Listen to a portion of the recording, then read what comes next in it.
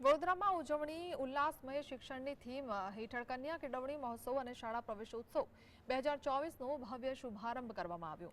કવિ દુલાકાક પ્રાથમિક શાળામાં કુલ 108 વિદ્યાર્થીઓએ પ્રવેશ મેળવ્યો હતો। શિક્ષણ ક્ષેત્રે સૌથી મોટી ક્રાંતિ અને પરિવર્તનનું પ્રતીક બની ચૂકેલા શાળા પ્રવેશોત્સવની વડોદરા જિલ્લાની કુલ 1057 શાળાઓમાં ઉજવણી થશે।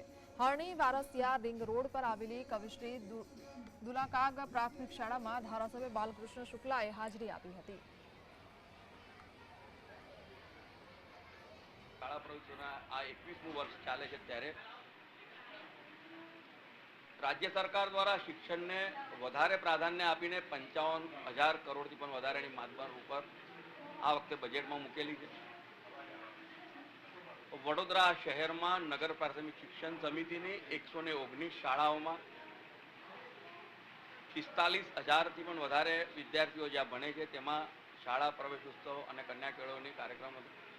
રાજ્ય સરકાર દ્વારા 1,250 કરોડની જંગી માતબર રકમ નમો લક્ષ્મી યોજના અંતર્ગત મૂકવામાં આવી છે, જે અંતર્ગત જે બાળકી 12મા ધોરણ સુધી ભણશે તેને 50,000થી પણ વધારે રકમ મળશે અને સાથે સાથે ગુજરાતના વિદ્યાર્થીઓમાં બાળકોમાં વિજ્ઞાન અને ટેકનોલોજીમાં વધારે રસ કેળવાય એટલા માટે થઈને 250 કરોડની જોગવાઈ સાથે નમો સરસ્વતી યોજનાની શરૂઆત કરેલ છે।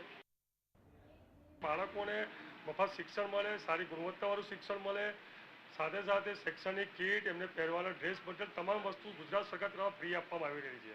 આપ જોઈ શકો છો કે મારી શાળામાં અત્યારે 1200 જેટલા શિક્ષકો કાયમી ધોરણે નોકરી કરી રહ્યા છે, છતાં પણ બાળકોમાં જે ઉત્તરોત્તર સંખ્યા જે વધી રહી છે અને બાળકો જે રીતે એડમિશન રહી રહ્યા છે, તો મહેકમ પ્રમાણે અમારે સરકારશ્રીની ગાઈડલાઈન પ્રમાણે જ્ઞાન સહાયક શિક્ષક હોય અને ત્યારબાદ જો એ પણ ઘટ પૂરી ના થાય તો ઉચ્ચ શિક્ષક લેવાની જે જોગવાઈ છે એમાં આ વર્ષે અમે લોકો એને મહત્તમ પ્રમાણે ઉચ્ચ શિક્ષકો